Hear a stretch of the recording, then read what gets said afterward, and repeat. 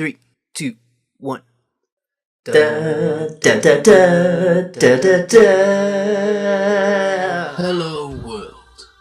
Welcome, brothers, sisters, and everything in between, to the embrace of the iris. I am Euclidean Vision, and today we will be delving into one of life's greatest mysteries, and asking the age-old question. Who the fuck is Echo? You so fucking precious when you smile. Hit it from the back and drive you. Alright, enough of that. Overwatch's new resident robo-mum has captured the hearts of many, you fools. But I will not be so easily swayed. An underdeveloped character in a sexy floaty Omnic body does not a best girl make, my friends. However, there are boundless possibilities concerning Echo.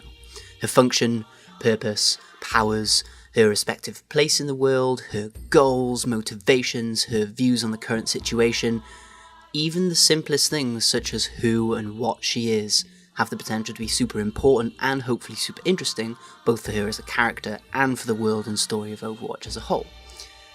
As you can probably see by now, with me answers aren't simple. So let's try and power through the basics so we can get to the good stuff, so we can get to the juice. So the best place to start is with what we know, what we can see in front of us. Let's have a look at Echo's physical appearance, her character design. Starting off with probably the most obvious thing, she's an Omnic, or at least some kind of mechanical life form. The distinction between those two will become evident at some point. She's able to float like Zenyatta. Is this her using Omnic energy? Is it maybe something like magnetism? As we can see, all of her sort of sectioned body parts are interacting with each other through some force. Is it the same force that allows it to float? Unsure.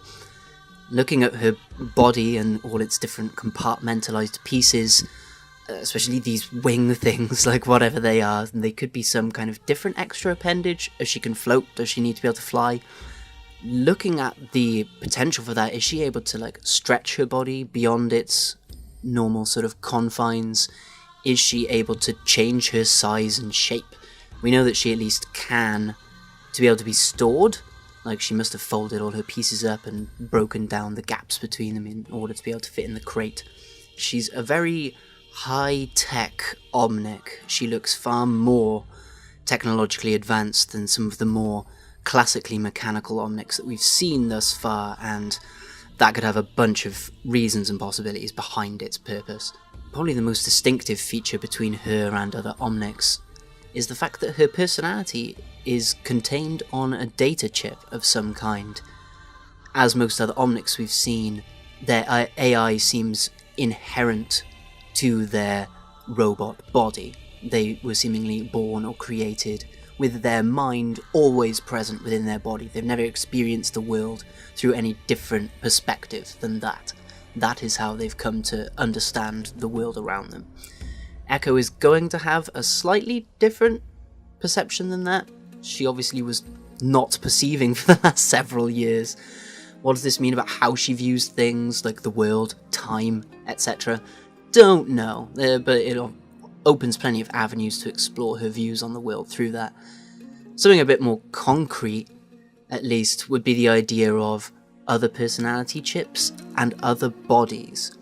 Whether there are other personality chips to fit in this body that would have their own motives, etc., possibly different functions, and the other idea of there being other bodies which this singular chip, Echo, the one sole AI that's stored on a chip, that she can be inserted into different bodies to fulfill different functions again. Whether this is a thing, or whether she just stays as her core character design, unsure. It's probably better overall if she does just stay as this one core character design. So that brings me to something else kind of distinctive about her character. Her character. She is seemingly female, of either gender or sex. If it's sex, then it must have a function in world, which, well, that gets into loads of crazy stuff that we won't explore right here. But it's most likely gender. She definitely displays some quite classically or stereotypically feminine qualities, I think. I'm not a woman, I can't tell you that, but everything from her face, her body type, her voice, the fact that I think she's referred to as she, It always comes out and is expressed through her physicality. It is really like elegant and delicate, and she seems to have a very caring personality, which is normally more associated with the feminine gender. Does this have any importance? Like I said, if it's got a function, maybe. Otherwise, I've always viewed it within Omnic kind, at least, those that have a gender, it's showing some kind of attempt at a connection to humanity, whereas characters like Link 17 and Bastion have demonstrated that the concept of gender isn't really a machine quality. It's a human quality that Omnics have adopted in some way. That not having a gender or being able to choose your gender at will is maybe something that does come about very particularly because of being a machine, which again has some nice links back to humanity as well. I think that's really interesting to look into much more deeply at another time, but at least in this instance it does inform some idea about her character. As we've drawn this comparison to humanity, she's got a pretty human face. Like, I'm gonna go further into this, I'm gonna go further into all of this stuff when we actually explore what she is, but she's got a very human face, and she's got quite a human voice and quite a human way of speaking as well. For an Omnic that's displaying a lot of connections to humanity, even again in the way that she moves, feels very human. Is that just a suggestion that her character, like the way that she views humanity, she wants to be similar to them, or she was designed to be similar to them, or does it say something more? Again, we'll get into that as we go along. As just a little side note, I think she kind of would look cool and been a cool character without the face, like with just the big singular eye. I think that's a really striking character design. But hey, you know, it could always turn up again.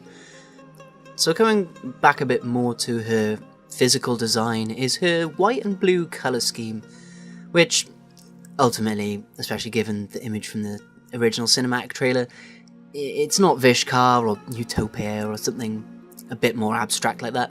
She's white and blue because she was linked to Overwatch, especially because back in the day they had a white and blue uniform colour scheme. That seems just to be the simplest thing, never mind the whole deal with her character being linked to Overwatch anyway. So, again, her logo, it's hers. Like, I don't think that it's anyone else's logo. It's very similar to Vishkar's. It's kind of similar, at least in overall composition, to the Petra Dig Team's logo. You could say that maybe there's one or two other instances of it appearing in the world, but seems to be her logo. A way that this could tie in is if she was maybe an important figure from the past, who the logo for which, that is just hers, has maybe influenced sort of, maybe not copycat designs, but influenced sort of graphic design in the world from that point onwards. If she did something hugely important in the Omnic Crisis, for instance, would that logo then mean a lot to the people of the world, and people would try to re-invoke that kind of idea through a similar logo? That's a really roundabout way of us bringing it together. It's most likely just her logo. For instance, if it was the Vishkar logo, it would probably be on the body, not on the hologram, as the hologram seems indicative of the personality, not who constructed the body. So, and I mean, how much would it suck as a personality to have a corporation's logo just branded on your forehead? That's like, oh wow, that's a nasty slavery image I hadn't noticed before. I hope that's not the case. It'd be an interesting character line to explore, but I really hope that's not the case. As we are discussing the logo, yes, she was previously linked to Athena and Iris, which obviously those things have changed since their initial conception, obviously, and we've had it confirmed that she's not Athena, she's Echo. Cool, that's fine. With those background ideas that we know were at least previous links, and still have sort of analogues in the current story, Athena and Iris are still very much things. The Iris, obviously. So, but does that hint at a connection between Echo and either Athena or the Iris? Maybe. That could actually be really interesting to look into. There's also a very possible link back to the Temple of Anubis, where there are similar torsos of possibly like deactivated Omnics littered around the map, which suggests that Echo might not be the first of her kind or the only one of her kind. There's possibly some things to look into there, but that there's not much to see from that beyond there. So what do we know about her connections to the rest of the world that are actually solidly canon? She's definitely ex-Overwatch. Both the cinematic trailer and Reunion both confirm, especially through the way that McCree speaks to Echo, that she's ex-Overwatch. The things that he says, the way that he says them to her, she's ex-Overwatch, and sort of retroactively confirms the image from the original cinematic trailer, despite its terrible canonicity. So what has happened to her since being in Overwatch? Because obviously no one's in Overwatch anymore. At some point in time, whether this was while Overwatch still existed or not, she was taken in by the US Army. Whether she was captured by them, whether she gave herself in for some reason, whether there was like a limited time that she could work with Overwatch for various reasons, whether there was some kind of amnesty of high technology or weaponry or something, whether she even gave herself in for research. Regardless of the reason that she was taken in by the US Army, she was deactivated by them. That has its own connotations. And during this deactivation period, which apparently has been quite a long time, she was moved, or attempted to be moved, across the US. Where they were taking her, where they were sending her exactly, unsure. I really don't know. But if anyone can figure out from the direction the train was travelling and where Route 66 is in the world, on the map, if you can figure that out, you might be able to figure out where they were sending her. And that could have some kind of actual genuine purpose and good story thread to look at going forward, but if she's not going there, it probably doesn't. So, despite where she was being sent, McCree seemingly considers her very important and due returning to Overwatch, especially given Overwatch's imminent return. He also seems to consider her more important than the only other thing of importance he's actually come into contact in the story that we know of. The fusion core, or whatever it is that Talon were after in the Trainhopper comic, McCree was very happy to let them have that, but he's also gone and made sure that Overwatch has Echo, which suggests he considers Echo almost more important than denying Talon their own progress, which is kind of an interesting dynamic there. He also feels she's been gone for far too long, because the sun don't shine when she's gone. But what does that mean? Has she been gone for an incredibly long time? Or maybe her absence has been truly felt by the world and her importance is as great as it's being made out to be. He also does seem to have some kind of emotional connection to her. Maybe that's debatable on a few fronts. He calls her partner, which could suggest either a romantic partnership, a professional partnership, or it's just him being a cowboy, and it's just what he'd call anyone. I mean, she just called him cowboy, so why not reply in the stereotypical manner, do you know? If he wasn't a cowboy, this would be a lot easier to determine what he meant by that. But that then leads us into her character, and I'm going to sort of talk about her character and her personality slightly separately here. Like, her character obviously consists of the beliefs, goals, and motives that her character has, while her personality is her way of expressing those things, and the two are just slightly different, and we'll see how those things inform us about who and what Echo is. So, as I mentioned, she was put in storage for quite a while, and she kind of treats it as nothing out of the ordinary. She just asks how long she was away for. She's like, oh, how long have I been gone? She doesn't go, why was I in a box? She just asks how long it was the case for, which suggests it might have happened before. Okay, that could suggest something about her character. Maybe she's existed for quite a long time. Don't know. She also doesn't dispute going back to Overwatch when McCree sort of makes the point at her, and she just sort of, yeah, cool. She's more interested in what McCree's going to do. And actually, this element of her personality informs quite a lot about her character. She's incredibly inquisitive. Like, pretty much every line, aside from greeting McCree, that she has is her asking a question. And she asks very simple questions, but she gets right to the point.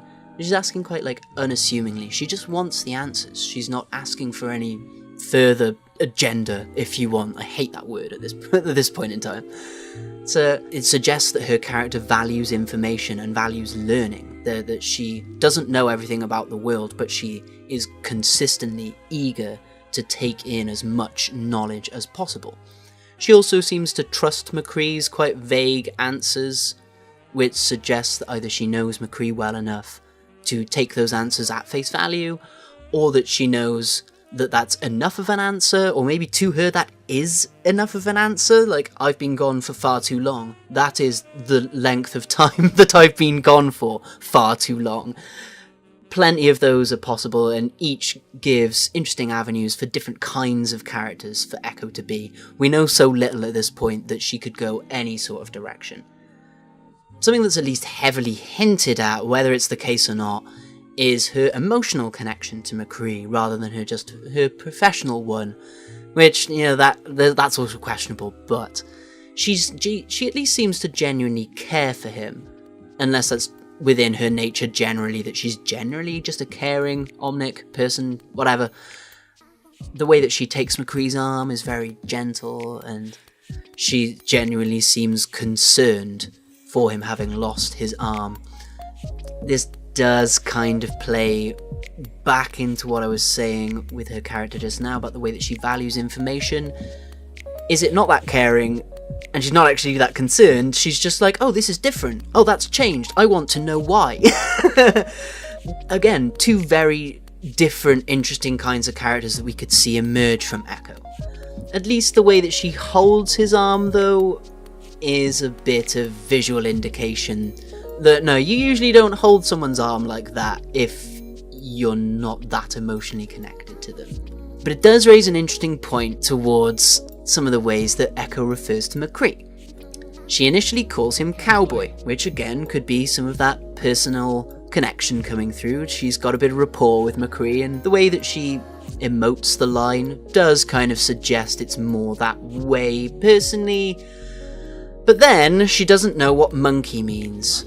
And she should know who Winston is. I think timeline-wise, and the fact that she was associated with Overwatch, if she knows who McCree is, she should know who Winston is. Why doesn't she know what McCree means when he says monkey?